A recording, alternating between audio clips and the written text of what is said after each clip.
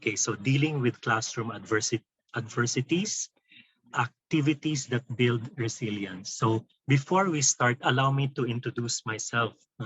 So I'm not so sure if you have heard me talk before, because Mr. Antoy would invite me to give like 10 minutes talk, or also during the time when I was asked by Mr. Antoy to give a short talk on online tools, online tools.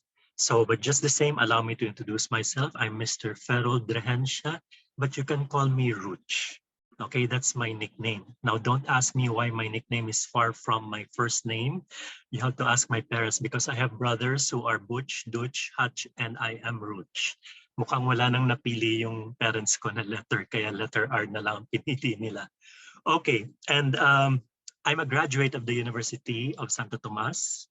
I took up AB Behavioral Science, and I took my master's at the University of Asia and the Pacific, and it was the Masters of Arts in Development Education, which we call MADE, okay?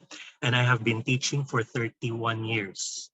Actually, this is my 32nd year this year, no?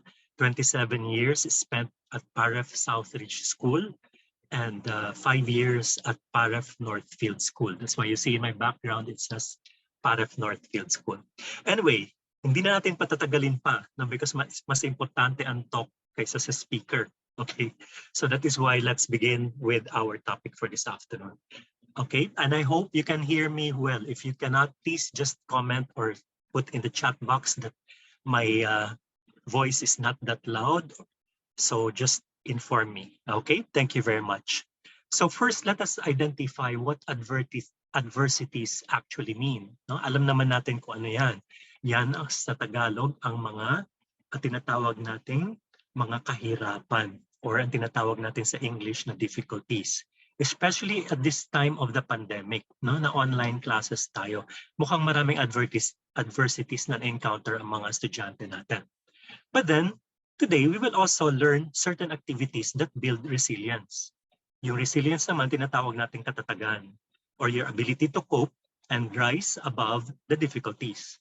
So kung meron tayong difficulties, dapat marunong din tayo, or maintindihan din natin at matuto tayong bumangon sa mga kahirapan.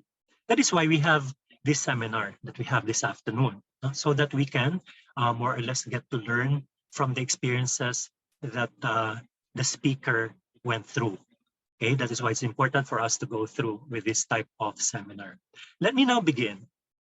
I am dividing my talk into 7 parts. Okay, but I'm not gonna tell you now what those 7 parts are, kasi we will just be wasting our time, kasi dadaanan din natin siya mamaya. Okay, so what I will do is every time we go into that part, sasabihin ko sa inyo na ito na po yung second part, ito na po yung third part, ito na po yung fourth part, para at least you can anticipate na, okay, we are now going into a different portion of the talk. Okay, I'm not saying different topics, so different portion lang, okay? And then let me now start with the first part of my talk. Okay, we are going to ask ourselves, what is the current situation now of our students, no? And then let's look into some statements that we can take note of that are of importance. Okay, so yun first part natin. Let me now begin with what I asked you kanina. So what is our current situation? Okay, tell me if you agree with this, no? We have the declining student resilience. Okay, I suppose we actually believe in this, because I do believe in this. Nakikita na natin na medyo nagkakaroon ng decline in terms of the ability of our students to be resilient. Okay, that is why in this statement it says we have raised a generation of young people who have not been given the opportunity to learn how to solve their own problems. Okay, to get into trouble and find their own way out, to experience failure and realize they can survive it, to learn how to respond to challenges without adult intervention. Okay, in fact, I'd like to point out yung last part when with what I read, not to learn how to respond to challenges without adult supervision, intervention rather. Let me tell you a very short story of my own experience when I first became a class advisor in 4th year high school at PAREF Southridge. It was actually my first and my last advisory. Okay. There was one day wherein five of my students were absent. And of course, it was normal for me. I don't think you will even think that there's something wrong if there are five students who are absent in our class. And wala lang, it was a normal day. I took note of the five students who were absent. But then in the latter part of the day, one of the mothers of the students who was absent came to school. And sabi sa akin, Mr. Regencia, there's a car in our house that we do not own. And our car is missing. Okay. So, syempre, ang iniisip ko, teka muna, hindi kaya na, of course, first thing in mind, na-kidnap yung anak mo or something. And then he goes, I need your help. And then he goes, I want to talk to my son. She goes. And then I told her, oh no, your son is absent today. And then she said, who else are absent? And then there were four other students. Okay. So we decided to call the families. And all of those four students, when I called the house, the people who answered were the yaya, the maids, the helpers. And they all have one response. Sir, pumasok po sila sa school. Of course, I was like, okay, fine. So that means they're true one. They might have done something, they went somewhere, etc. And with that call, naabisuhan na yung parents. Okay, syempre, di ba? If you're a helper, sir, ma'am, tumawag po pala certain Mr. Regencia, hinahanap po anak ninyo. Okay, what happened next? The next day, instead of expecting the parents to be on my side, you know what happened? The parents were against me. Lahat sila may excuse letter.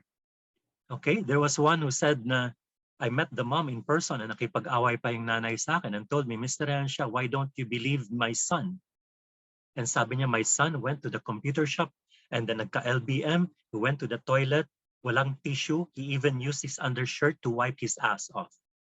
Pardon the term. And then may proof, sabi daw nung katulong, nilaban ko po yung shirt ng anak niyo, meron pong stain. Okay. And then parang hindi ka panipaniwala.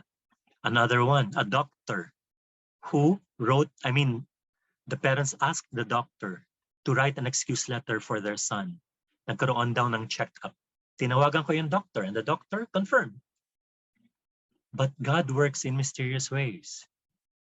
And then the mom arrived and said, what's the status of the case, Mr. Regencia? That same mom who came looking for her son, finding out that there's a car in the house, not their own. And I said, unfortunately, Mrs. So-and-so, mukhang we're at a dead end. Kasi walang gustong umamin, even her own son who said, oh, I wasn't with them. No? I was with another barkada. Okay? Until the mom says, okay, do they have excuse letters? I said, yes. And one came from a doctor. And the mom happens to be a doctor. Said, Mr. Regencia, may I see the excuse letter? Kilala ko itong doctor na ito. Kasi the doctors, they have their own circle of friends. Diba? And so sabi niya, tatawagan ko to and find out, hindi ito magsisinungaling sa akin. So she called up the doctor and the doctor said, kaibigan nila yung parents, tinawagan siya, sabihin nagkaroon ng check-up yung anak niya. I was like, what? Even the doctor? Kakonsya ba? And pumayag? So paano magiging resilient yung mga anak natin? Kung lahat kalaban natin, parents kalaban natin, kakampi yung bata na nagkamali na. Even the doctor, okay, nakiayon do sa parents. And when I found out, ayun, nalaman na. But then, one of the five students broke down. Hindi daw niya kaya. Umabot ng 1 month ito, my dear teachers, yung investigation namin. Pero one of them broke down and said, hindi ko na kaya, sir. Nakokonsyensya ako, hindi ako makatulog sa gabi dahil nagsisinungaling kami. And then the rest followed. Okay, they admitted and I had to ask them, but kailangan niyo pa magsinungaling? Their answer was, sir, natatakot kami. Which is a common answer from among our teenagers. Natatakot kami. Pero I was telling them, if you cannot face your problems, how can you learn to face these problems that you will encounter when you are already old?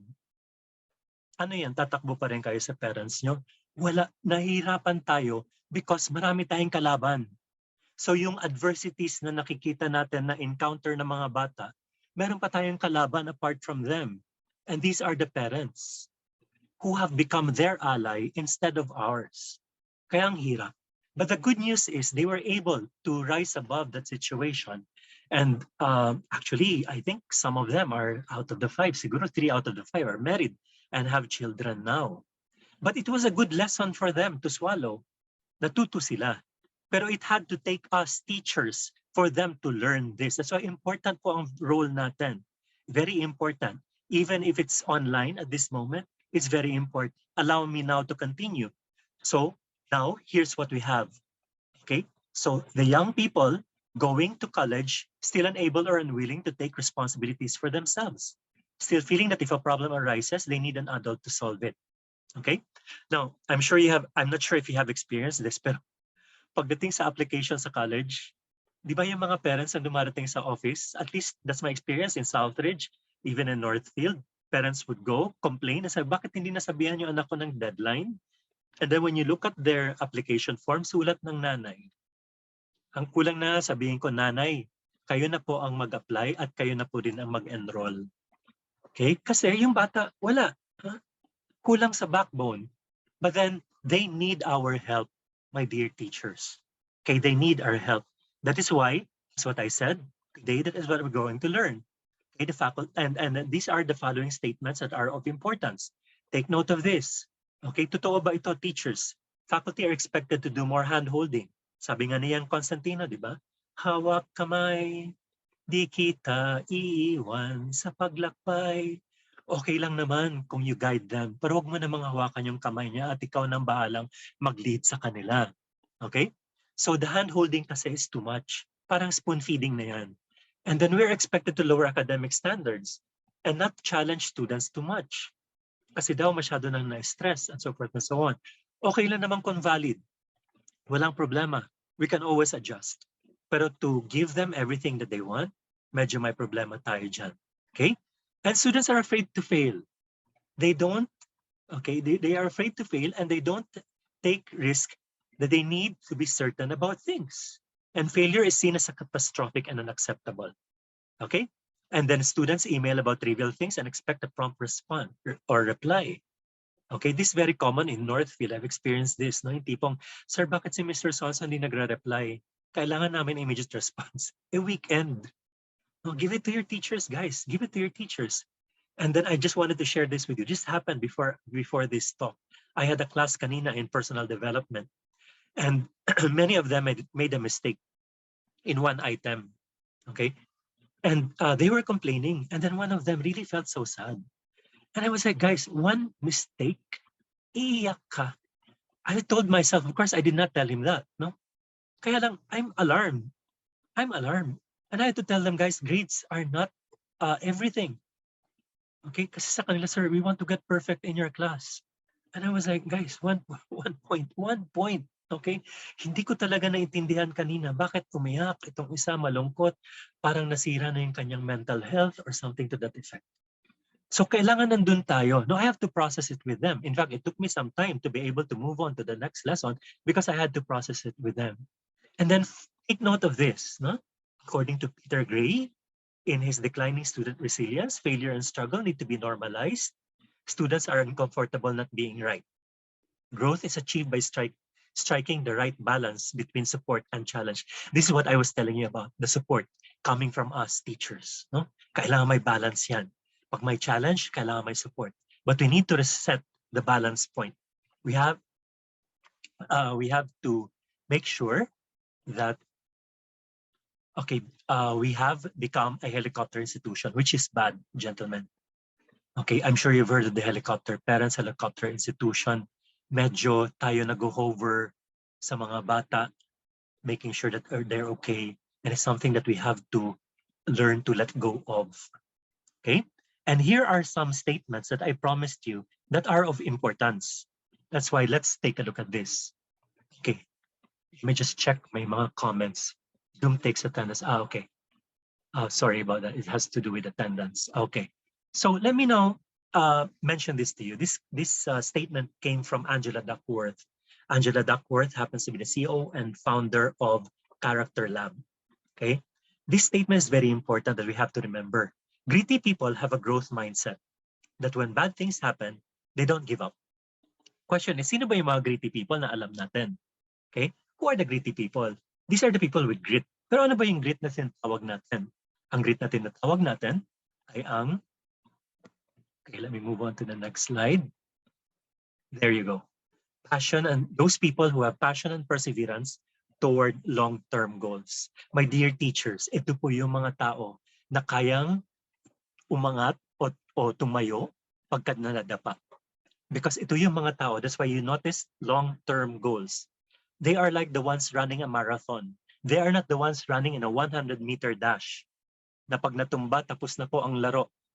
Okay? Hindi ko natatapusin kasi ang layo pa ng finish line or tinatapos man nila, tapos na rin ang laro. Ito, they are the ones who have the stamina. Okay? The gritty people are the ones who have the stamina. That's why they have the perseverance and the passion. Hindi sila nag-give up easily. Okay? It's important for us to remember. Question is, tayo ba, gritty people, my dear teachers? Are we the ones who immediately give up and we don't persevere? Okay, ask yourself that question. Reflect. Reflect po tayo dito sa statement na ito. Okay? But then, we need to make sure that our students have that kind of attitude. Okay? Na pag nadapa, sir, wala na, talo na, give up na ako. Hindi pwede. Okay, you have to help them get up.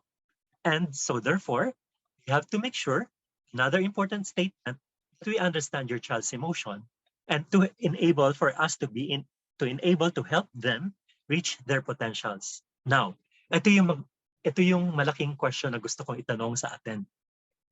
Are we aware of the emotions of our students?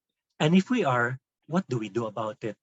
Because remember, emotions are like the chemical balance that are emitted from the body of each and every one of us. Diba?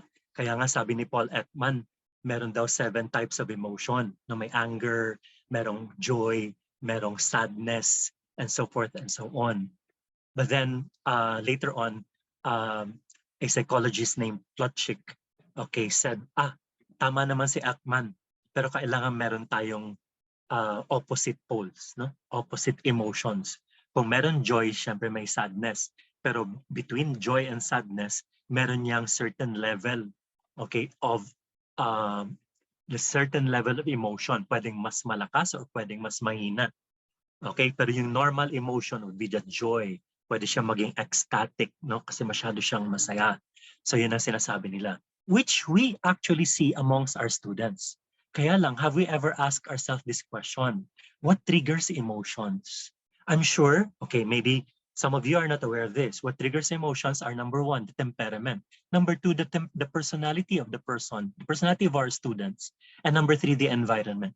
Kaya nga notice, di ba, pagka environment natin, let's say online classes, di ba meron tayong naririnig na mga students natin who have mental health issues. Kasi yung temperament nila plus the environment, hindi akma, hindi sila sanay sa ganitong situation. Mental health, nagkakaroon ng mental health issues. I've had students who have had last year who have had those issues and we have to talk to them. No? Yun yung mga adversities na they encounter. Now, question. If you know your students' emotions, which results in their temperament, the question is, do you know your students' temperament? Okay, so that's my first question. Second question, do you know your own temperament? Kasi ang importante dyan, mahirap kung ang temperament mo does not jive with the temperament of your students. Mag-aaway lang kayo, magka-clash lang kayo. Mom, sir, adversity na nga, di ba? Hirap na nga ako eh. I'm having difficulty. Tapos pinaput down mo pa ako?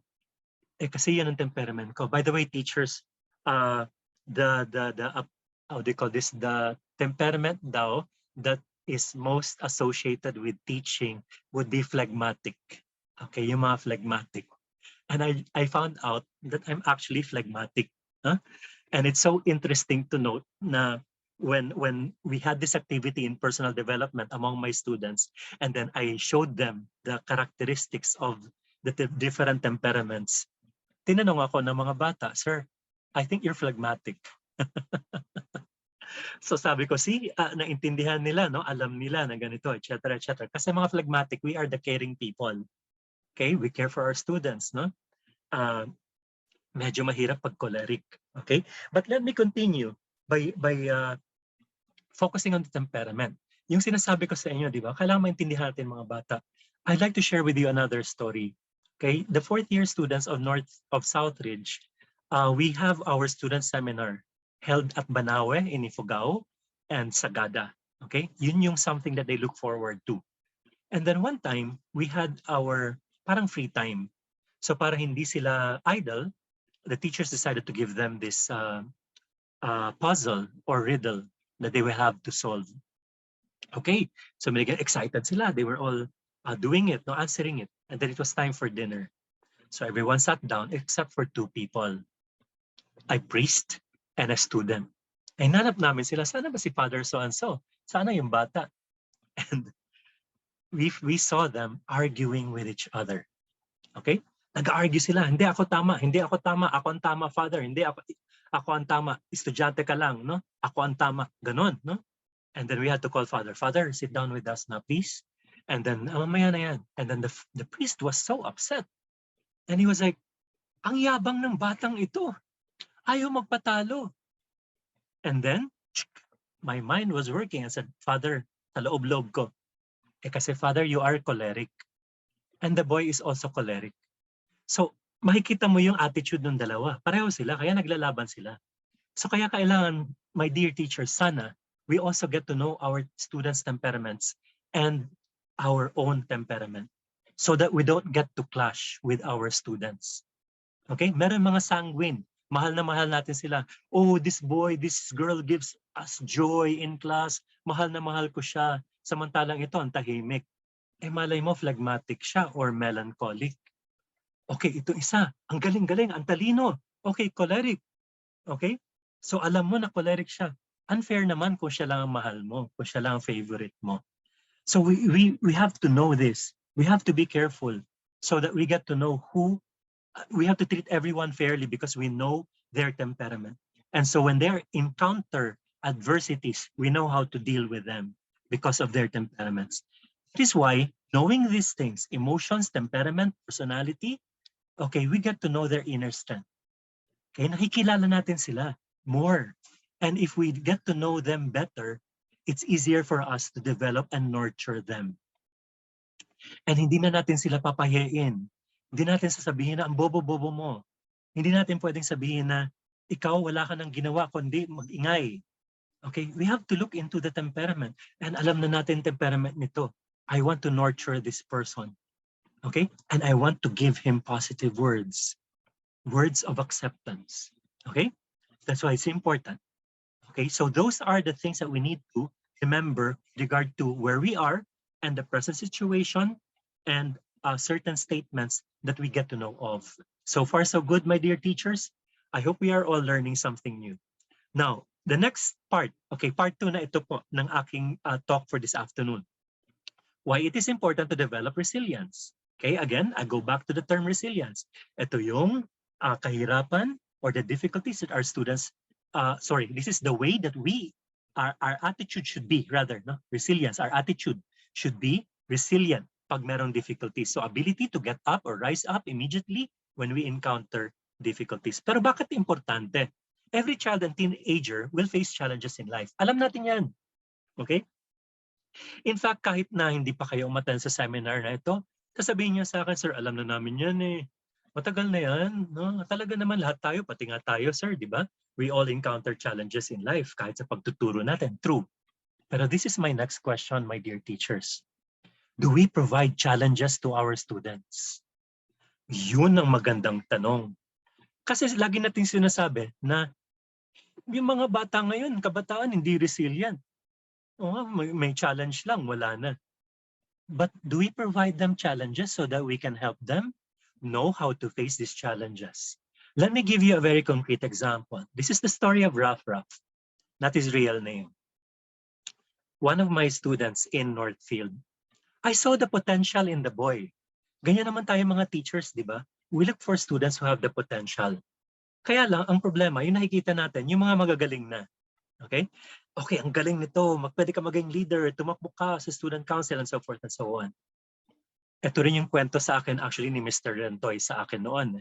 May na-discover siyang isang student na medyo pasaway, pero he actually was able to turn him 180 degrees. Pero ibang kwento yon. This time, let me share with you Raf. Raf is your average student. Although he gets into the honors once in a while, he sleeps in class, he does not really participate much, but he does participate pagka kinakailangan kasi requirement. But then I saw na parang may potential itong batang ito. Makikita niyo naman eh, kahit sa stunts, no? Kahit hindi siya matalino, kahit hindi siya number one, hindi siya leader, parang nakikita niyo meron siyang potential. So I approached him once. I said, may I have a chat with you? Why, sir? Did I do anything wrong? Ganun kaagad sila. Because in PAREF, we have the chat mentoring system. And then, kahit hindi mo naman mentor, pwede mo naman i-chat. And then I said, would you like to run for council? Ganun pa yung response niya, because that's not for me, sir. I'd rather, be a member.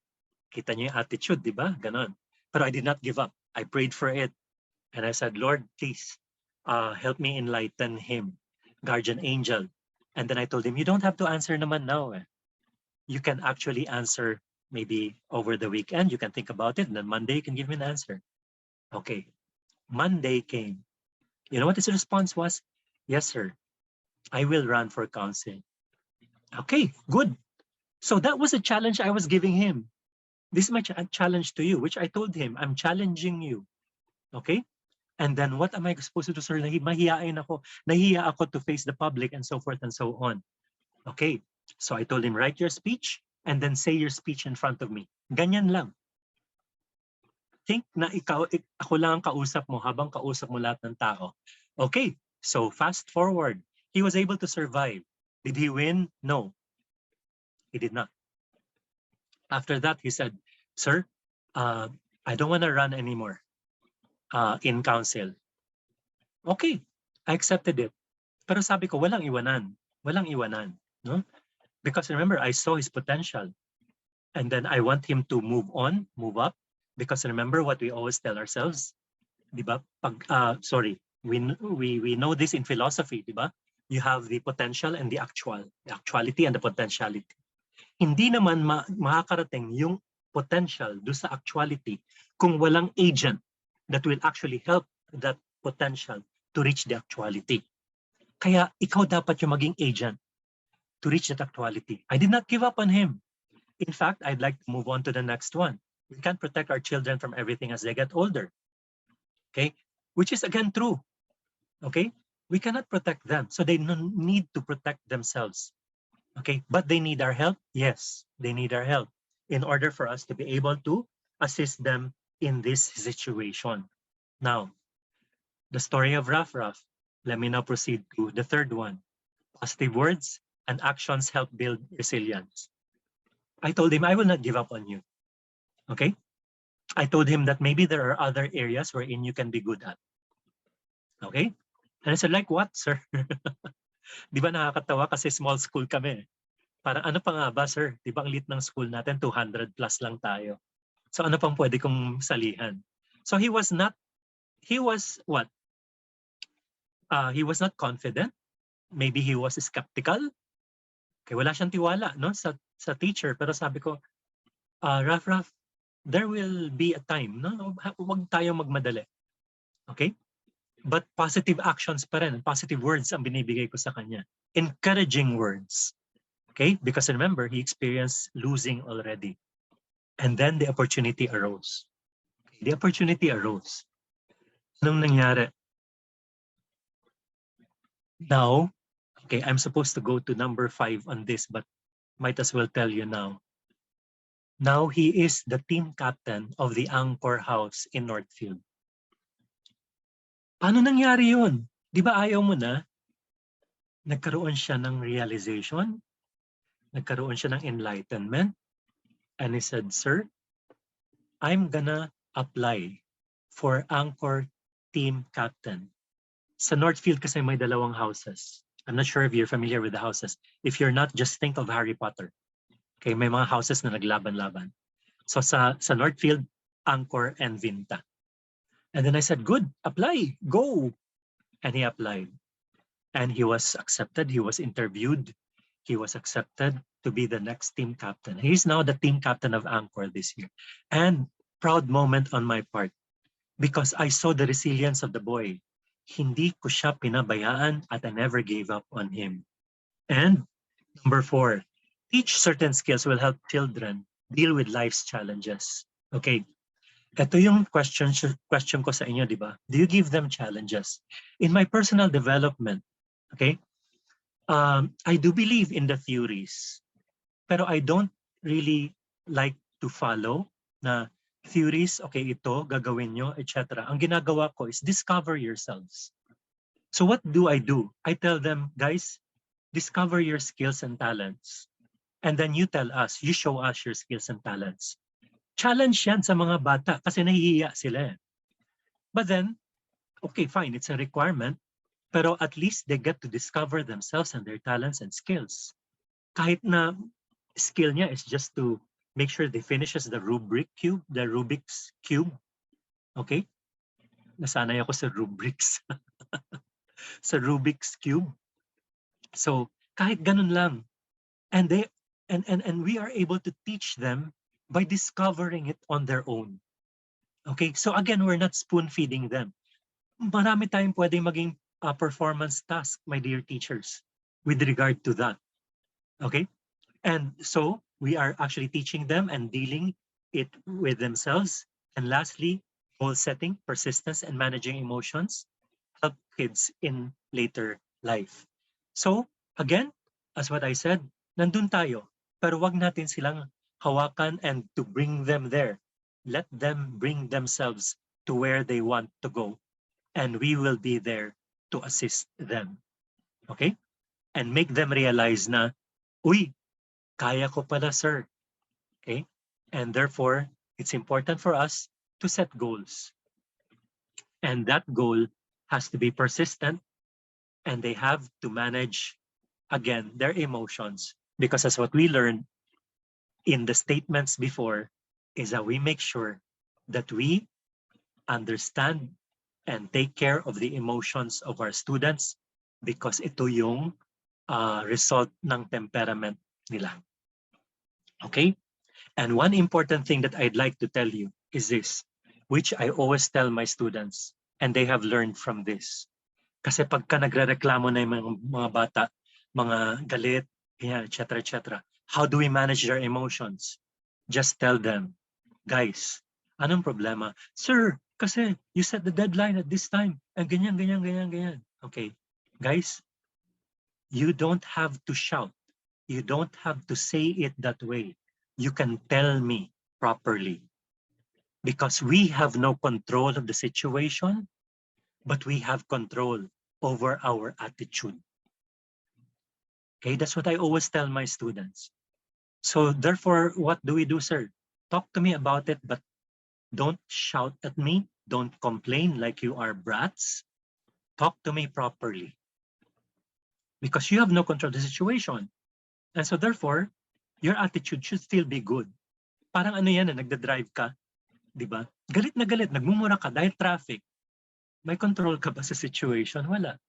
Kaya yung iba, na ang ginagawa nila, nakikinig na lang ng radyo, nakikinig ng music, and so forth and so on. Because we have no control of the situation, but we have control over our attitude. So therefore, let your students know, okay, control your emotions, guys. Manage your emotions because you can do that. Kasi wala kang control sa situation. Okay, we are now in, not yet, wala pa tayo sa number 3. Okay, what can I do? Okay, so nandito pa rin tayo sa topic number 2. Okay, so resilience help kids bounce back. Very important. Nakwento ko na sa inyo yung kwento ni Raf. And resilience also helps children to understand that some things won't work out as planned. Story of Raf. Na, I lost, sir. I did not win. And by the way, his brother, the same thing. He ran last year. He also lost. And I had to, by the way, very important, my dear teachers. Pag natatalo yung mga estudyante nyo, I hope you do this in your own schools. Process po natin, kausapin po natin yung mga bata. Kasi hindi natin alam how they are affected by the loss in the elections. I processed the brother Rafra. He cried. No, online, nag-usap kami, and he was crying. And then, of course, I made things light, and he smiled and he laughed. And I said, Sir, thanks for making me laugh. And I told him, God has other plans for you. Let's see. And you know what happened? He is now the co-captain of his older brother, Rafra. So see, kailangan lang i-process. Huwag nating hayaan na sabihin natin na okay lang yan. Okay lang yan. Madalas natin gawin yan, di ba? Okay lang yan, kaya mo yan, okay? Pero anong tulong na may gagawa natin? Okay, aside from sabihin natin kaya niya yan. Okay? Let's look for ways in which we can help the person. And lastly, okay, resilience help children. Okay, I'm sorry, I moved the... Okay. My apologies kasi the screen is covering me. Resilience helps children be more confident in their approach to school and life. Look at what happened to Raf and his brother. Diba? He looks at the life as more positive na. Okay? Hindi natin sila binadown. And that's what's important. And I hope you do that in your schools as well. What can I do to help build my child's resilience? This is now the third part of my talk.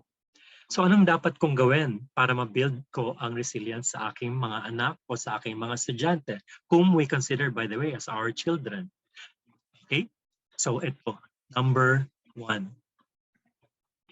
Okay, children learn from the positive interactions they have with their parents and caregivers. Very important.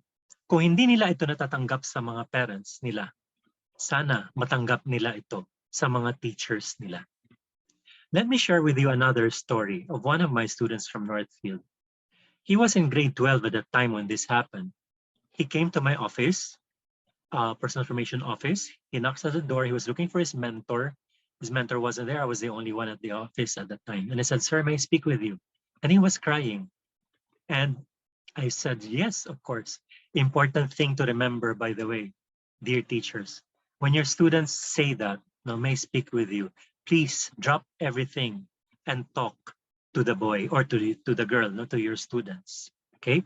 Remember that TV series 13 Reasons Why? She blames her guidance counselor, or was it the guidance counselor?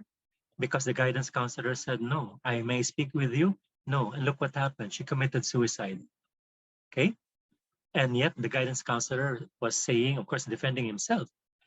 But then, if we look at the situation, he could have saved the poor girl's life.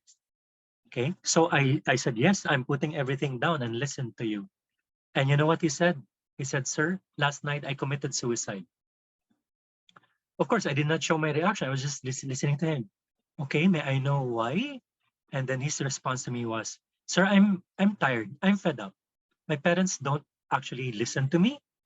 When I get home, I show them my grades. They get mad at me. I get a 90. They want more. So parang wala na, sir. Everything that I do is bad from their eyes. So that's it. I want to end my life." But, you know, God works in mysterious ways.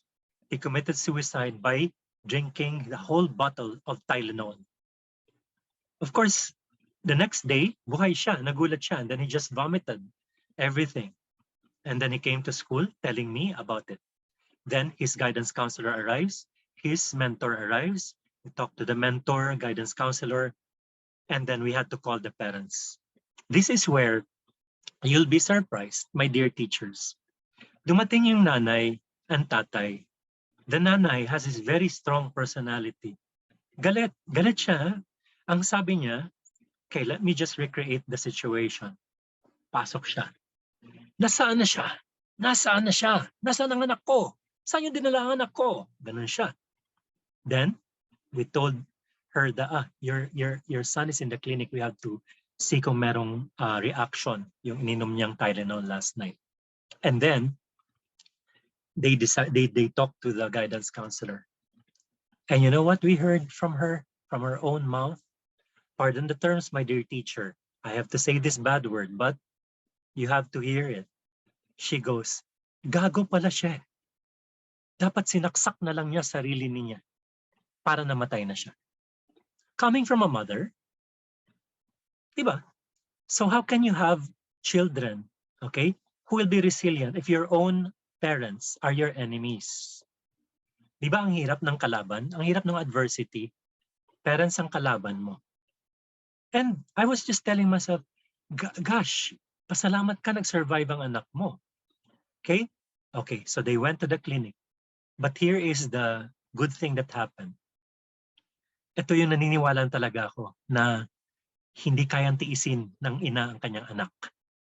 Because when she got to the clinic, according to the guidance counselor, she wept, embraced her son and wept, cried and cried. And I told myself, okay, sige, but ano yung pinakita niya sa amin? Yung pinakita niya sa amin was her real attitude at home. Ganun siya.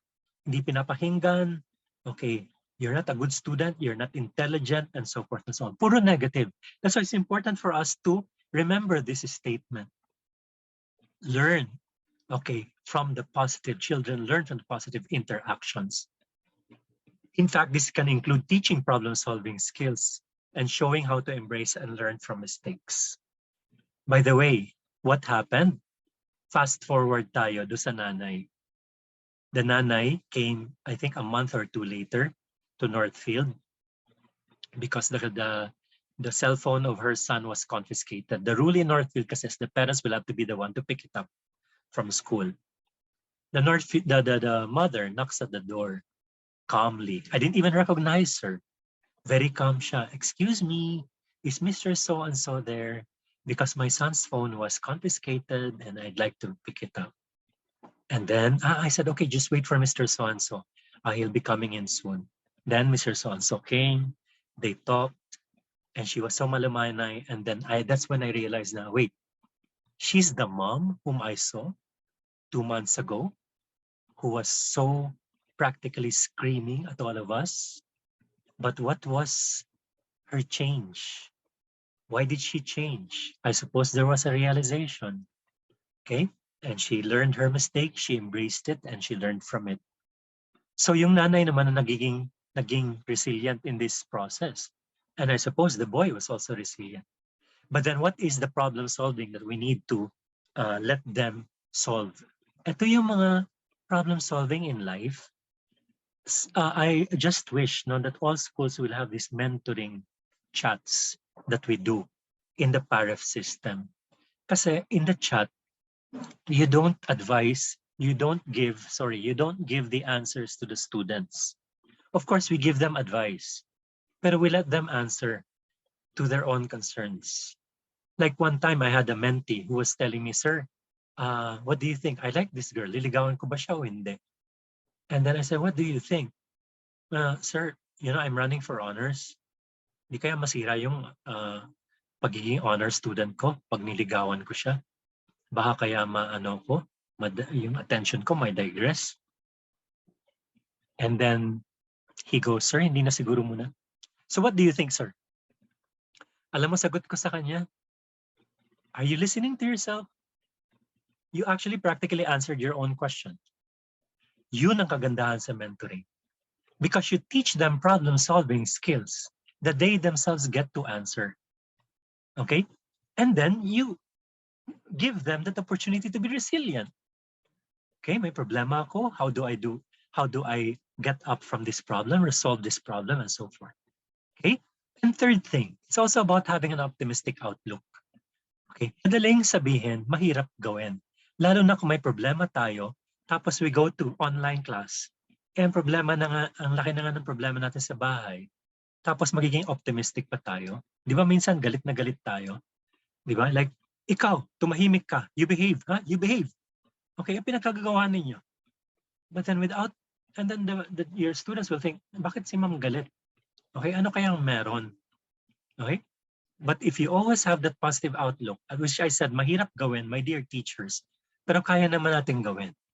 Okay? Then, we're able to help our students realize na, okay, mom is always positive in her outlook in life, kahit may problema siya. So, I think I could be that as well. And I could be resilient whenever I encounter difficulties. Now, this is the fourth part of my talk. Okay? So 9 activities to build grit and resilience in children. Okay, I hope you're taking notes. Okay, these are 9 activities to build grit and resilience in children. Okay, I hope we can agree on these things. Thank you so much, ma'am, for the thumbs up. Okay, let me just check my questions na. Okay, baka meron na kayong questions, hindi ko lang nakikita.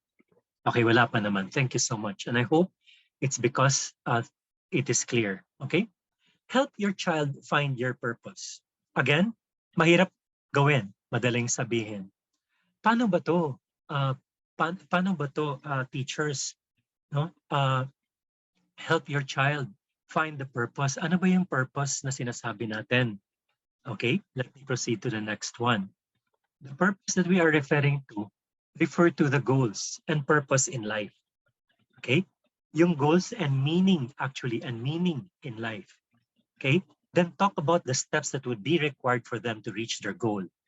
Now, usually, okay, this is based on our experience. Kaya, di ba, mas madaling magkwento yung mga teachers who have had the experience because ang dami nilang kwento na napagdaanan na, and the kids usually learn from them. But I'm not saying the young teachers, okay, that the students don't learn from your experience. They do. No, they do learn from your experience. But then make sure that the experience that you tell them are the good ones. Okay? Why is that important? Kasi, let me share this with you, my dear teachers. You're familiar with the tests that we gave before, yung mga NCAE. You remember yung mga tests na yon, nung face-to-face pa tayo? And then I remember, we were partners with another school. Di ba ganun yun? Magsiswitch kayo ng proctors. No? So, nagkataon may proctor sa amin who was a girl. No? Eh, hindi sanay ang mga boys na may lady proctor. Of course, we have to remind the boys, please, behavior, respect. No? May mga sisters kayo, may mga mothers kayo. Okay? But then, what is it that this proctor did to the students? This proctor harmed the boys' minds by talking about her sexual experiences. Di ba ang labo? Ang labo. Samantalang dapat ang goal natin is to create and make sure that they have this so-called character formation. Sinira mo lahat ng mga tinuro ng mga Southridge teachers doon lamang sa isang time, no, na you were with the boys. Of course, we complained. We complained to the school, we complained to DepEd about this teacher, and she immediately resigned from her position. So obviously, she was guilty. Okay? But then what is my point? My point is, kung hindi naman tayo kaya magsalita at mag-advise sa mga bata ng mga gandang bagay, tumahimik na lang tayo. Because if your goal is to destroy the minds of these students, then might as well just keep quiet. Because remember, our goal is to make sure that students graduate, okay, at least in Southridge, men of integrity. Okay, men of integrity. That's our goal. And then papasok itong stranger and destroys everything. But then what is important also is to encourage them to create a dream board to help visualize their purpose and goals. Kaya tingnan nyo, no? Yung a lady, a stranger, destroyed these goals and dreams and thought of bad stuff instead of thinking of good things and the goals in life, because she could have told her life story that were good. Okay, I don't know what her purpose was, because you could have told her how she became a teacher, know why she is a teacher now, and the teaching being a noble profession, and maybe some of those students would have been inspired, no? Now, okay, this is coming from a stranger, coming from a lady teacher. Hindi na sawang-sawa na ako sa mga teachers namin who are male, telling us that you have to be good, you have to be like this, but a stranger coming in saying that, she could have helped a lot. It could have been a teachable moment on her part. Okay? And that's why it's important. And very important, my dear teachers, do not underestimate the power of soul. Okay? What I meant here, by the way, is the power of movies, because movies teach us very good lessons. Especially, I'm not so sure if you're fond or a fan of the Pixar movies. Boy, I'm telling you, ang daming life lessons na matutunan dito, including the things that I'm telling you about, to be resilient. You see this main character, Joe Gardner, you see him there on the left side, the one with glasses, is a teacher, a music teacher in a band teacher in the middle school. Pero hindi siya happy sa buhay niya. Okay? Pero may goal siya. Ang goal niya is to make himself a jazz player, okay, in one of the bands with the famous jazz player by the name of Dorothea Williams. Okay? So anong adversity niya? Adversity niya is yung goal niya actually. Yung goal niya stops him from being happy, from being a good teacher. Okay? And then, hindi niya na-realize na ang daming mga, hindi na madami, may mga estudyante siya who actually likes music. And because of that, merong isa na graduate na tumutulong sa kanya at sinasabi, Sir, tutulungan kita to play with Dorothea Williams because you know what? You're the only reason why I go to that school. Boy, kung hindi pa yun inspiration and motivation, I don't know what one is. Imagine, you're the only reason, sir, that I go to this school and finish my school. Diba? Naging resilient yung bata dahil sa teacher. Meron siyang estudyante at this time na nagpe-play ng trombone. Her name is Connie, who is very good and relies on the comments of Mr. Gardner. Pero Mr. Gardner does not give her positive words. Anong sinasabi niya? Stop, Connie, stop. You're overdoing it. Pero in the movie, makikita mo yung mata niya, no? It glows every time he sees Connie playing the trombone. But Connie is resilient, but he relies on you, sir. Tell me, am I good? Because if not, I will give this up. Okay, but fortunately, the soul of 22, you see 22 there sa baba, no? The soul of 22 landed in the cat. The soul of 22 landed in his body, and Mr. Gardner, who's there, a soul there sa baba, landed in the cat's body. And since 22 is new to Earth, she didn't know what to expect. But when she heard Connie play, she told Connie, wow, beautiful music. You should continue being a trombone player. And those words from whom Connie thought was Mr. Gardner inspired Connie to say, thank you, Mr. Gardner. I will continue my playing of the trombone. These are the things, my dear teachers, that I was telling you about regarding positive points, positive comments. Because without us knowing, we inspire our students. Okay, hindi natin alam yan. That is why, going back to what I said, encourage them. Create this dream. Okay, encourage your child to conduct interviews. Sino yung mga pwede nilang kausapin? They can talk to their grandparents, neighbors, or other acquaintances who have worked hard toward a long-term goal. You can give them as an assignment to them para ma-realize nila na life may be difficult, but look at your grandparents. Look at your neighbors, your parents, your teachers who are already old like me. So we have the grit, okay? You can tell them that. In fact, number 2 and number 3, I'd like to connect them. Share stories of resilient famous people.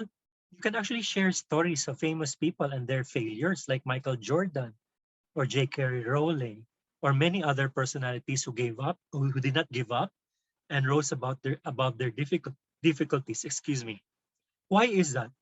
Because they get to learn the perseverance that these people went through, the failure, and that can lead to great success.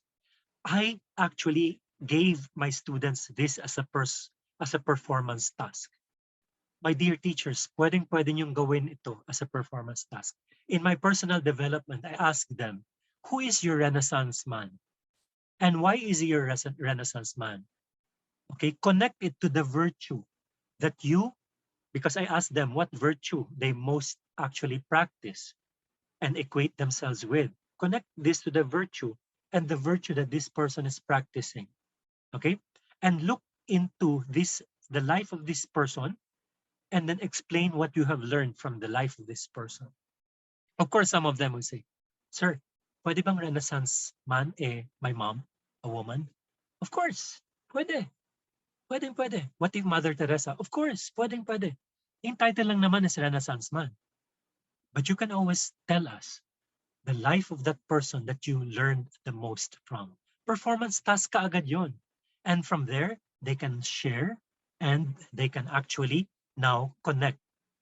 Na may difficulties kayo, look at what happened to these people. You rise above the difficulties. Okay? Teach about grit through nature. Okay. How many of you have read this poem, The Rose That Grew from Concrete? Okay. Well, you don't have to answer now, but let me just share with you. The writer, did you know the writer of this poem is actually Tupac Shakur? How many of you are familiar with Tupac Shakur? Okay. Well, anyway, it doesn't matter. I can share with you who Tupac Shakur is. He's actually a rapper. Okay. Not the Christmas rapper, but a music rapper who became very famous in the 1990s. Unfortunately, Tupac Shakur was murdered because at that time, for some strange reason, nag-aaway ang West rap culture or industry and the Eastern rap culture or industry, yung mga recording company nila, nag-aaway para silang merong hindi pagkakaunawaan. And they literally killed themselves in the process. And Tupac Shakur was one of the victims because of that violence. But listen, look at the poem that he wrote entitled "The Rose That Grew from Concrete." Did you hear about the rose that grew from a crack in the concrete? Proving nature's law is wrong. It learned to walk without having feet. Funny it seems, but by keeping its dreams, it learned to breathe fresh air.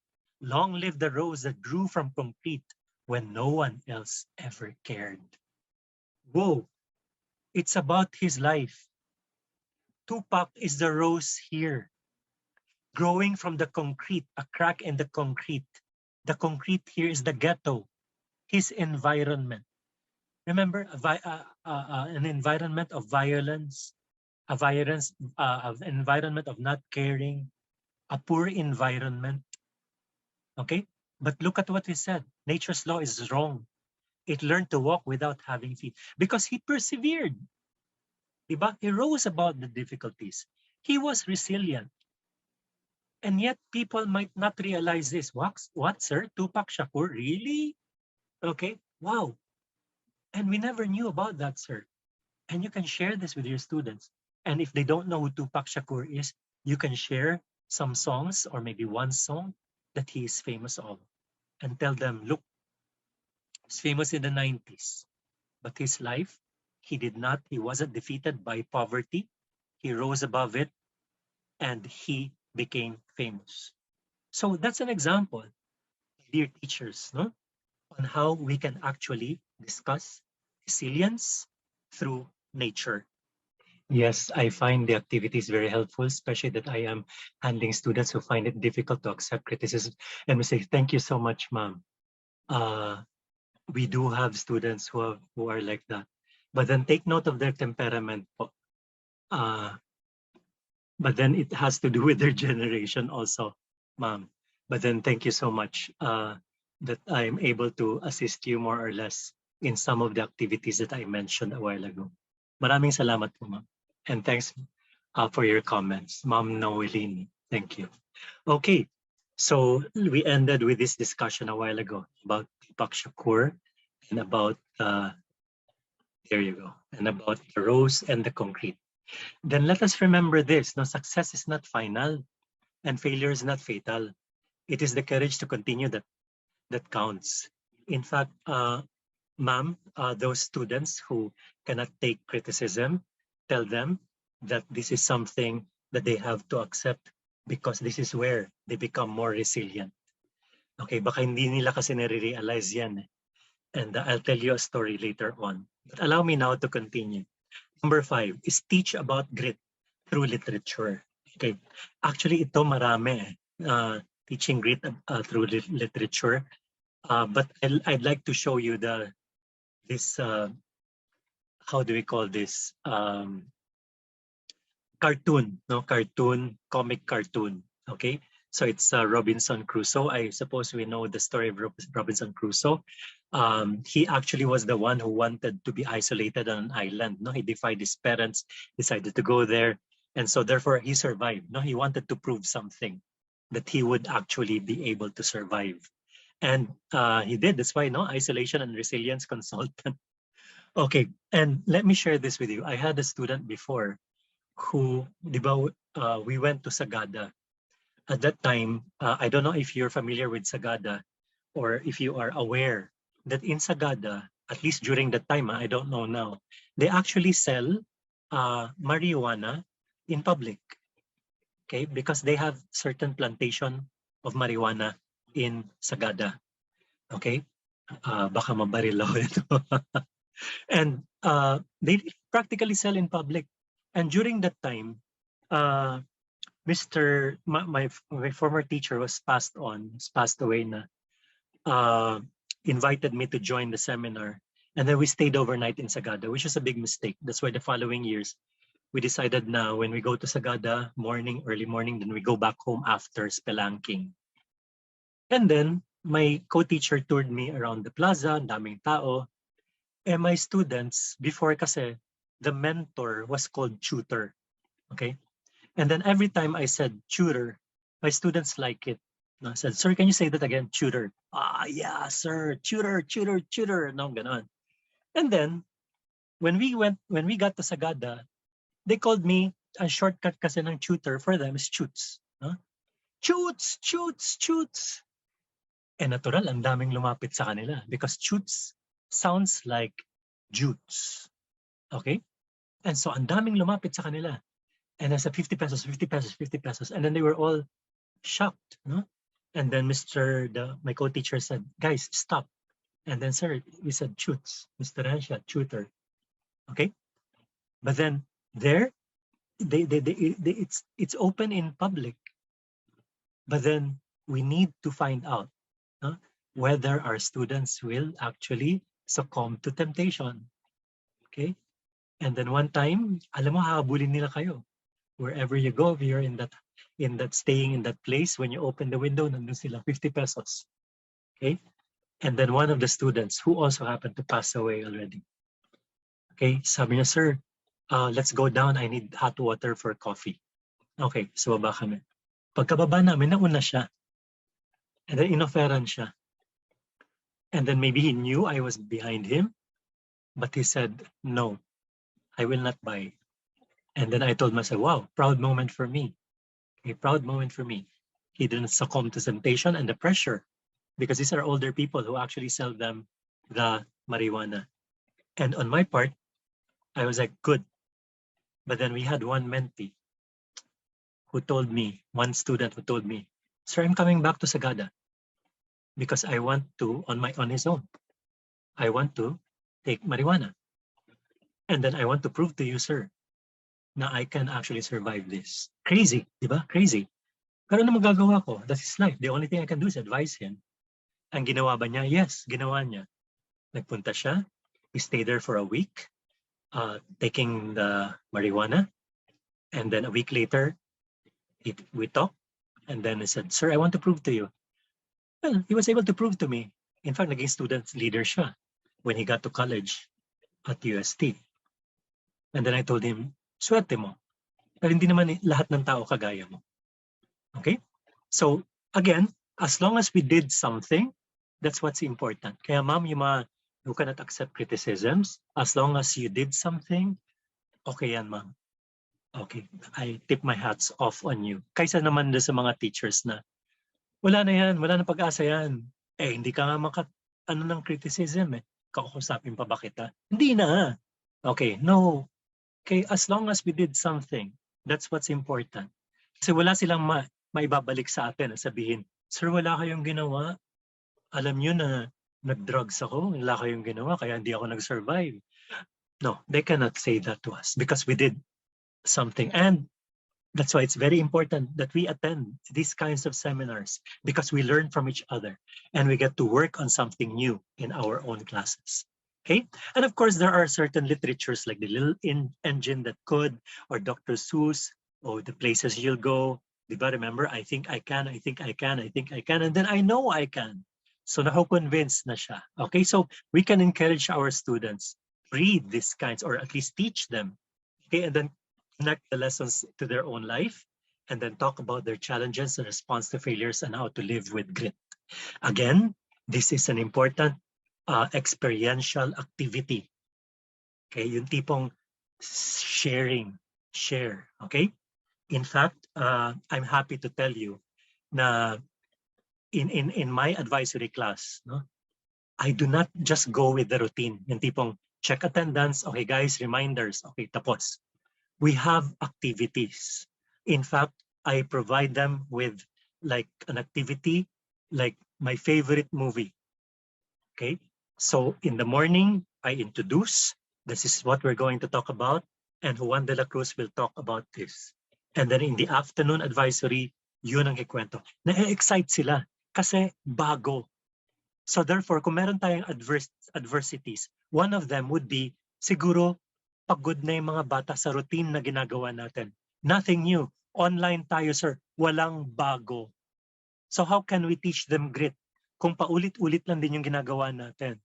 We can always challenge them. Remember I mentioned kanina, okay, what do we do to challenge them? Give them something like this. What is your favorite book? Tell us about it.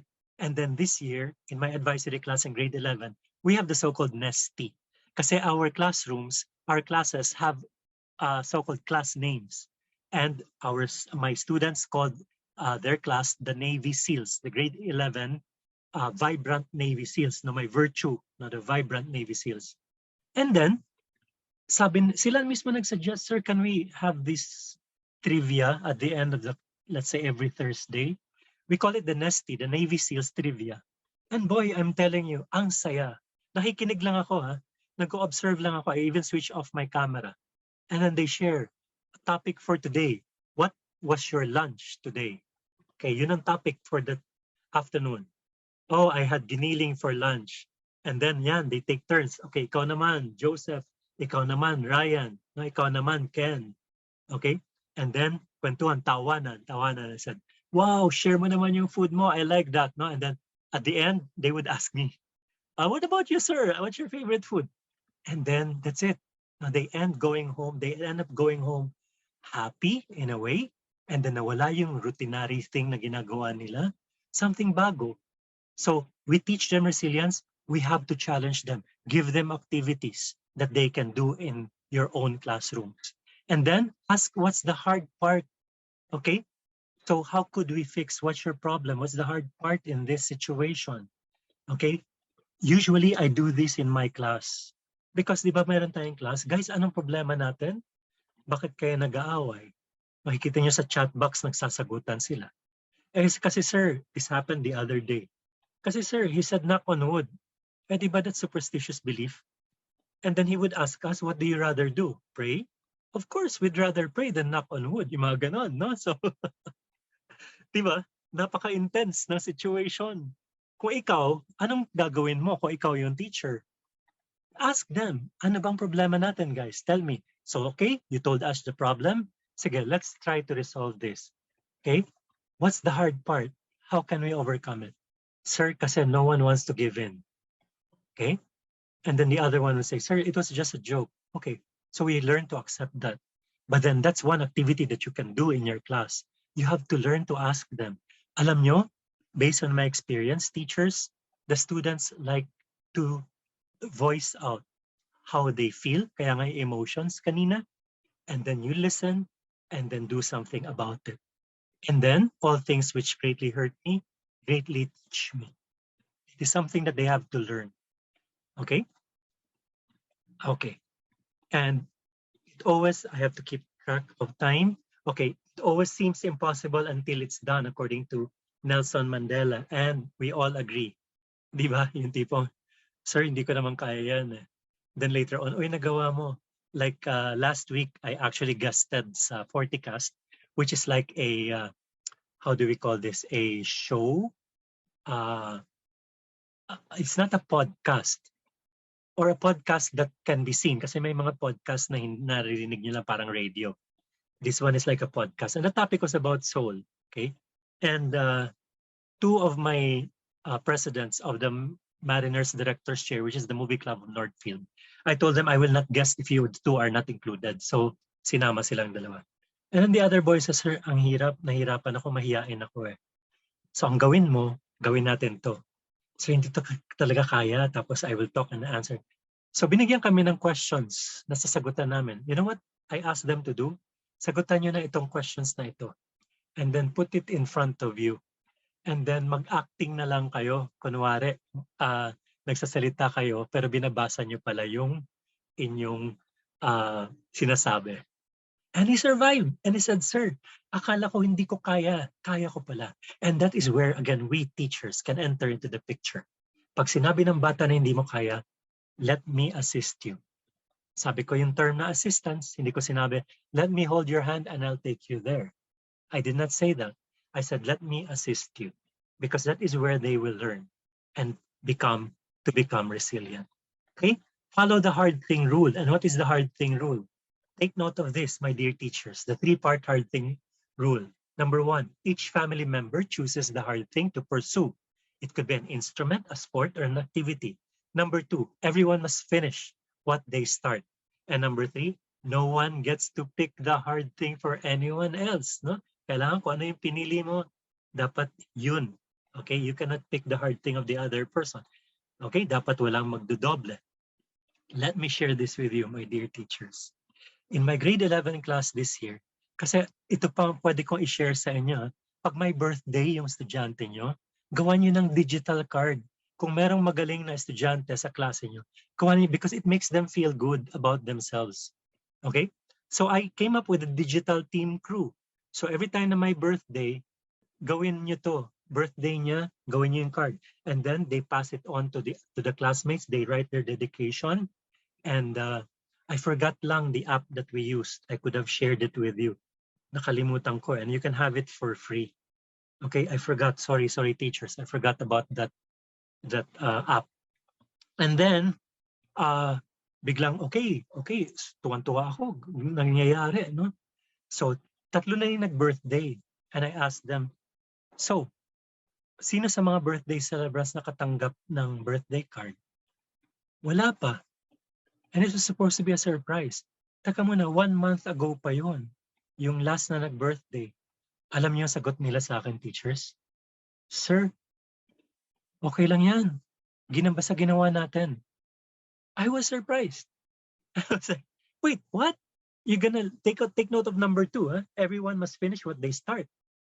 Sabi ko, wait, what? Birthday card lang yan, ha? Paano pa kaya mas mahirap na tasks? Kausap ko yung mga officers ko sa klase. And then you know what their response to me again was? Sir, last year, kasi kinorek ko sila, no? Please take note of the word correction. No? I'd rather use the word correction than giving sermon. And then sabi ko, wait, what? And then sabi nila, sir, last year we were like this and we're okay naman, sir. Look, we're now in grade 11. And we survived grade 10, so okay kami. I was like, boy, what is the culture of this? Di ba yung parang, what is the meaning of this? What is the culture of this? Okay lang kasi daw last year, ganun sila. Yung pinapabayaan nila yung trabaho and okay, and they survived and they're okay. So what is there a need for them? Maria Carmela, hi ma'am, can we be friends? Yes po. Okay po. No problem po. And what? I was like, wait, no, I have to correct this. I have to correct the situation. And kaya hindi sila magiging resilient if they do that. May difficulty, iwanan ko na to. Sir, ginawa naman namin. Hindi nga lang tapos. And I had to correct right then and there. And I had to tell them, guys, hindi pwede ito. Kailangan tapusin natin. And they did. And they did. No, and they did. And that's how we teach resilience. Teachable moments, gentlemen. Sorry, I always say gentlemen kasi sa Northfield. Teachable moments, my dear teachers. Teachable moments. Very important. And that is an opportunity. And don't worry, by the way, teachers, God will find a way for you to have those teachable moments. And when you have those teachable moments, never let go of it. Okay? And don't forget to embrace it. And try the grit pie exercise. Okay, the grit pie exercise is to identify the problem, which is the pie, and then you can share with each of your students the piece of the pie, and then each of the pieces of those pies will now be the different causes to the problem. And then you look at the problem in many causes, and then see how you can resolve it, and then have an optimistic outcome. Maganda sana to kung face-to-face, no? Talagang bibili kayo ng pie. And alam mo naman tayo mga teachers, tayong gumagastos, no? Coming from our own pocket. But then that's okay, because what is important is that the students learn from this. Okay, the pie represents an obstacle and each slice symbolizes a cause. Analyze each slice, whether the thoughts about the problem are permanent or temporary, and whether they blame themselves or others. By the way, kahit you don't have the slice and the pie, you can actually talk about the problem itself, and you can ask them, what is the cause of this problem? Okay, student 1, student 2, okay, Juan de la Cruz, okay, Jarvin, Gavin, and so forth and so on. And then you get to see that, again, no blaming of themselves nor others. Bawal ang judgmental dito sa activity na ito. Okay? And then, it's hard to fail, but it is worse never to have tried to succeed. Very important. And I guess we've heard this before. Those who never failed are those who never tried in the first place. Di ba? Okay. And share your passions. What is your passion? Okay. Show them your excitement about activities outside of work. Because once they learn from you, tell them, no? Because sometimes tayo mga teachers, we are a mystery to our students. Ano bang hilig ni sir? Ano bang hilig ni ma'am? Ano bang pinagkakaabalahan niya? Like for example, in my case, I'm a movie buff. I love watching movies, especially those movies that we can learn from and we can share with our students. Yun ang mga gusto kong movies, no? And I share that with our students. That's why I became the moderator of the Mariners Directors Chair, the movie club of Northfield, because that is my passion. Okay, and I get to share with them the different genre, and because of that, in fact, most of my members this year are coming from my grade 11 class, no? So, dun mo makikita na, uy, si sir, ganito pala yung passion niya, so let me join in there. Because they learn from us, they learn from our stories. And alam na natin to, my dear teachers, they actually remember our stories more than our lessons. Okay, as teachers, there is much we can do to promote resilience in our students that will contribute to better outcomes academically, socially, and emotionally. Okay, let me just proceed to the next. No? So we have resilience, optimism. Take note of what will contribute to resilience. You have to have optimism, self-belief, control of self. You have to also make them believe in themselves, by the way. Willingness to adapt and willingness to be flexible, ability to solve problems, and so forth and so on. I'd like to go back to optimism. I remember my niece came to Manila because he's from Davao. She is from Davao. I was actually born in Mindanao, Sami City. And she decided to compare the ballet sa Mindanao and dito sa Manila. So she enrolled sa CCP. Boy, you know what my discovery is? Ang dami rin palang mga issues, no? Sa mga nanay, sa ganyang mga situation. Para silang mga artista. Mga nanay na mga artista na they stab behind each other's back. Kaya I try to avoid the mothers. Kakaunti lang naman yung mga guys na sumasama sa mga anak nila, pamangkin nila, or whatsoever. Karamihan, the helpers or the nanays, bihira yung tatay, bihira yung cousin or brother, older brother, mga ganyan. What is it that I discovered? One of the main stars, kasi diba at the end of summer, the summer camp na tinatawag nila, meron silang parang show. There was one girl who was really good na ginawa siyang star of one of the segments of the show. Siya yung star, siya yung talagang may moment. Okay? But she got injured. So anong gagawin mo? Na-injure yung anak mo. Alam mong ginawa ng nanay? I witnessed this myself because my niece and I were waiting for our Uber ride going home. Uber pa yata nung time na yon. And then, kami na lang yung natitira doon. Then they came out from the room and she was shouting at her daughter. She was saying something like, anong sasabihin ng ibang tao? Na hindi ka magaling? and so forth and so on. And then the mom looks at us, nakatingin kami sa kanila. She decided to cover her face, okay, at the face of the daughter para hindi nakikita. Umiiyak yung bata, umiiyak yung bata. Fast forward on the day of the show, segment na nung girl, and we are all waiting in anticipation kung anong mangyayari. What happened? She fell while doing the turning. I don't know the term, the turning thing. She fell on the floor, and she stood up, of course, and people were clapping. And then she left limping. Yung mga nanay sa tabi ko, anong sabi? Buti nga. I was like, what? But then, what is my point? Paano magiging resilient yung anak mo? Sinisigaw, injured na nga eh. Instead of helping her, look for a way, okay, so that she can survive the show, you were putting her down. So sana yung self-belief niya, mismong nanay ko, kalaban ko. Kaya nga sinabi ko sa inyo at the start, ang dami nating kalaban mga teachers. Kahit mga parents, minsan kalaban natin eh. Kasi sila yung mismo ang ang reason kung bakit hindi resilient yung mga bata. And we can only do so much. That's why I mentioned to you, ma'am, a while ago, kung hindi sila makatanggap ng criticism, as long as you did your part, we're okay. We're okay. Okay, claim your, sorry. Okay, sorry, that's Mr. Antoy's. Okay, let me now continue. Okay, I hope you got my point. Tayo will raise them up if the parents cannot do their job. So here are 5 ways teachers can promote mental health and resilience in students and classrooms. Okay, this is now my 5th. Yeah, 5th, pero mabilis na lang ito, my dear teachers. Okay, 5th part, build positive relationships. Ito yung sinasabi ko sa inyo. Positive words, positive relationships. Pero teachers, kailan nyo ito ginagawa sa mga bata?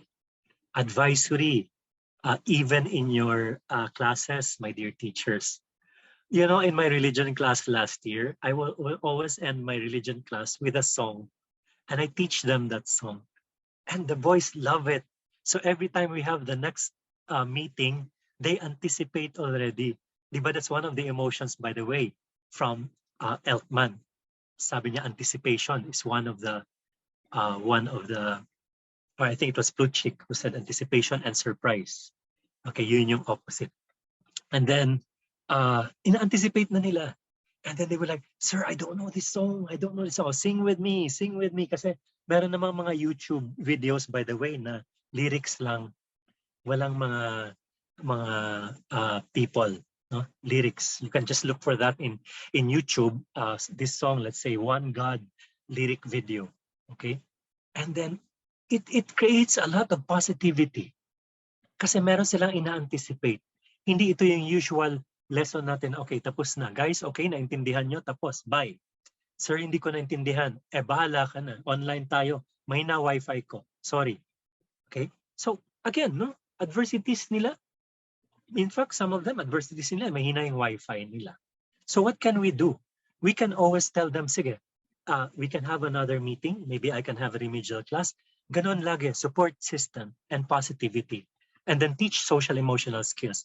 By the way, my dear teachers, did you know that the social emotional skills are not just skills, but they are considered to be social intelligence and emotional intelligence? Why? Because of the intelligence, we are able to identify, okay, the emotions intertwined with the social intelligence. Kaya nakikita natin, kaya ang tawag ng ibang tao is actually social and emotional intelligence. Okay? And it's very important, by the way, I'm not sure if you're familiar with the Johari window.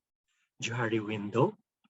If you're not, it's just the 4 windows wherein you get to know what you know what you don't know, there is a window that you know and others know. There's a window that you know that others don't know about. There's a window that both of you don't know about. And there's a window that only you know. Okay, I think that I hope I'm right.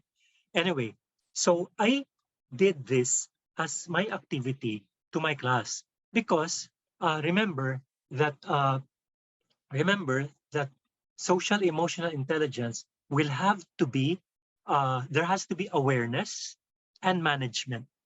Okay. Now, one of my students asked me this question, "Sir, how can I control my emotion?"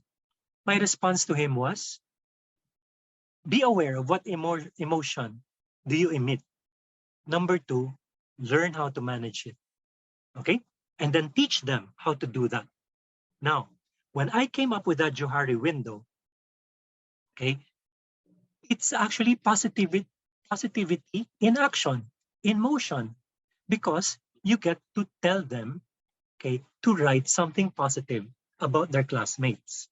Ito yung ginagawa activity sa mga team building activities, yung nilalagay ng papel sa likod, and then you write an adjective to the person whose paper is there behind him. And then kaso sabi ko, paano ko magagawa ito online? And then guess what, teachers? Kaya pala. Kaya pala. Because meron palang sa Google Docs, no? Sa Google Docs wherein the students can edit the document.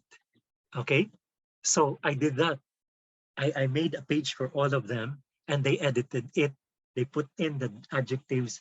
And boy, I'm telling you, next meeting when we had the activity, they were like, "Thank you so much to those who wrote here. I love you guys." Okay? Then the others wrote in the email, "Whoever wrote these adjectives, I love you all." So take note, no, these boys saying "I love you" to each other in a manner that's like brotherly love. You created something positive to them, and you can have that activity with them. Again, resilience. Again, positivity, grit. Okay, identify student strengths. Okay, this is something that I'd like to also tell you. Sometimes you strengthen the strength and forget about the weaknesses. Some of us kasi tell ourselves, we have to strengthen your weakness. Okay, dito ka weak, strengthen natin that. Teachers, I've learned something new. We have to strengthen the strength. And I'm telling you, the weakness becomes a strength because you have strengthened his strength. That's something that we have to discover right now. Okay? So hindi naman ibig sabihin na we don't look at the weakness. Ha? I'm just trying to say that we have to strengthen the strength. Okay? Halimbawa, bakit ang hina-hina mo sa math? Tingnan naman natin yung strength niya. Pero wag naman natin pabayaan ang math. Pero kasi once he strengthens, let's say, science, boy, who knows? He might be gearing towards science. And then he can take up STEM in senior high school. So ang daming discoveries, my dear teachers. And number 5, build a sense of meaning and purpose. Ito yung sinasabi ko sa soul. You see, number 22, that small soul, okay, he's supposed to be mentored. Okay? Kasi this is something that I think new to all of us, which we don't believe in because we Catholics don't believe in that. Meron daw a certain great before. The great before is where the souls are being trained and mentored by famous people who have died from the earth, and before they go to the great beyond, ginagawa silang mentor do sa mga souls in the great before. Why am I saying this? Kasi ang purpose nila is to make sure that the soul will be able to get the spark coming from the mentor's teachings for that soul to be able to go to earth. Very interesting. Sabi ng mga tao, the spark is the meaning and purpose of life. So bago ka dinala sa earth, dapat ma-discover mo na beforehand yung meaning and purpose in life mo. And then later on, as you live your life on earth, you will try again to discover it. Okay? Kaya lang, ang very interesting point dito, yung mga mentors nila are the likes of Mahatma Gandhi, Mother Teresa. Okay? Famous people. Okay? Si Albert Einstein. But no one was able to train and mentor 22.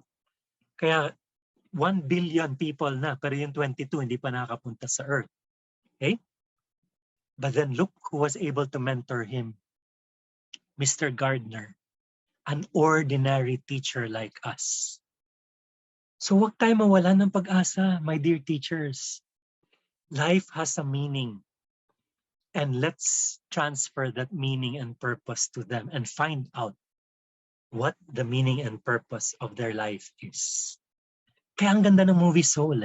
It's actually an ode ODE to the teachers and mentors. And let me now proceed. Ito na yung mga tips. My dear teachers, connections help others maintain daily routine. But take note of that daily routine that I was telling you about. Daily routine, pero make sure that you vary it too so that your students will not succumb to kakapagod, sir, kakatamad, paulit-ulit kayo, sir.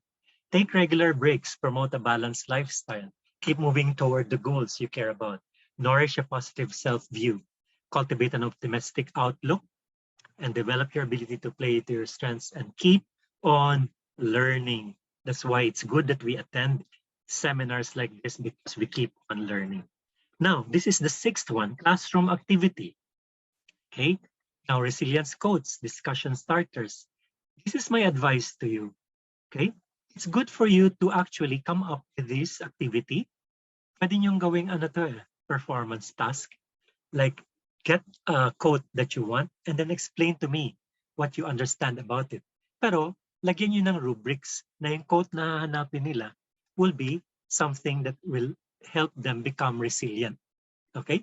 And then lagyan niyo ng criteria. Ano ba yung resilient quote na pwedeng gawing makakatulong sa resilience ng bata? Okay? Ang ganda. And then sila ngayon magre-research, ito kaya pwede, ito kaya pwede. And then once they post it, they share it. Tama ba, ma'am? Tama ba, sir? Okay, but explain to me. Okay, and then tingnan natin sa criteria. Okay, good, tama. Okay, I'm always perpetually out of my comfort zone. Okay, which is good sometimes. Okay, and then all things which greatly hurt, greatly teach me. Okay, those are very important quotes on resiliency. I'll just move forward, my dear teachers, kasi we have to end at 4:45. Okay, and then what is resilience? Ask them. What are your favorite quotes? Why? Okay, describe a person you know. Parang Renaissance man na naman ito. Okay, what do you most admire of that person? You can make this as your performance task, which I did, by the way. And it's a good realization on their part, especially if you talk about it after they have submitted. In other words, wag lang sila mag-submit and then ikaw magbabasa. Let them share it with others so that the others will learn from the others as well. What are the positive or negative stuff that we get to learn from it? Okay, when it's important to be vulnerable, afraid, and reach out to others, because we have to tell also our kids na hindi naman, there's nothing wrong with being afraid. There's nothing wrong with being vulnerable, no?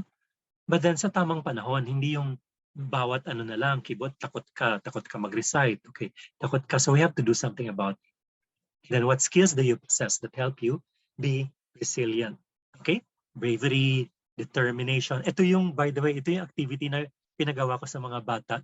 Instead of skills, virtue. These are the lists of virtues. At alin dito yung pinaka sa tingin mo na pinapractice mo and why. And then cite examples wherein you practice this. Ang ganda.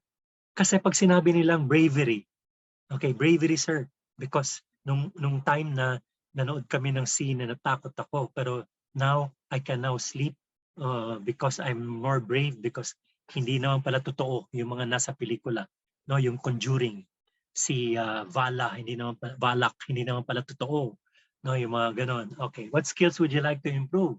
How do people learn to develop resilience? Yan. Okay, so this is the last part. This is number 6. Resilience in action. In what ways did your resilience positively help other people? Ask them that question. No?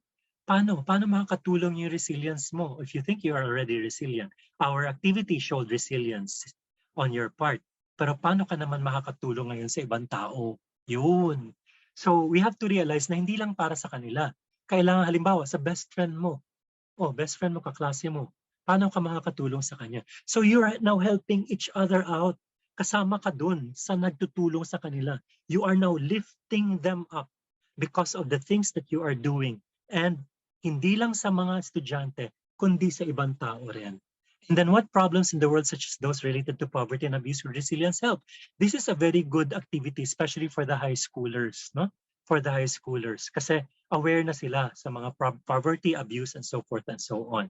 And then have children develop their own quote. Ginagawa namin ito sa aming Virtue of the Month activity. Okay, we ask our students to build their own quote. Kasi meron kaming commentary that they write about the virtue, and then from that virtue, they will write their own quote, or what we call motto. Ayaw namin sabihin quote kasi parang for them, sir, quote, sasabihin, or gawin na lang nating motto. Okay, it doesn't have to be a quote. But what's important is that it inspires other people to live that virtue of the month. Okay, and then quotes can become artwork to be posted at home or school. Again, develop positivity. And in the end, we're able to also develop their emotional resilience. Okay? So, hindi lang physical bouncing back, emotional bouncing back, intellectual, attitude, spiritual, lahat, no, nadadamay na sa resiliency. Kaya ayan, no, when a person becomes resilient, ganyan, no, may flexibility, high self-esteem, non-judgmental. Remember I told you kanina, mindfulness, strong relationships with others, spiritual freedom, and so forth and so on. And lastly, let me just share with you this last story. I had a student, recently lang to, the other day lang, na meron kasi, ito pala, I'd like to share this with you.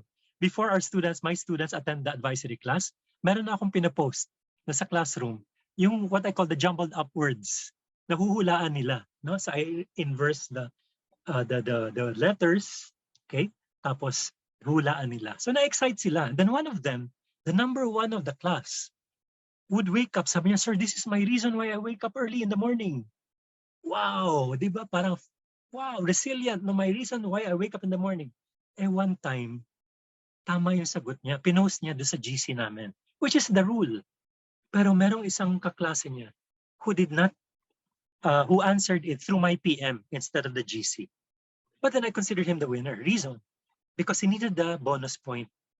That boy was failing. And then I talked to this boy. I said, the number one boy, yun na lang sabihin natin, number one boy, number one of the class. Kasi matalino siya. Sabi ko, what do you need the bonus points for? Perfect ka na sa klase ko. Philosophy pa yung klase ko. And he gets perfect. 100 lahat. And sabi ko, what do you need the plus points for? And then, wala. Sige, sir, I understand. And then the next 2 days, no, na-notice ko, wala na siya. Hindi na siya nag-a-appear. Hindi na siya lumalaban sa jumbled up words. And I observed that. Ganun tayo, teachers. We have to observe it. So I talked to him after the advisory class. Then he said, sir, because teachers are like that to me. Hindi nila ako maintindihan. Ang akala nila, because I do this, parang masyado akong grade conscious, masyado akong ganito, etc., etc., etc. They don't believe in me. Sabi, and they don't credit me for things. And I said, wait. Don't generalize everything. Okay?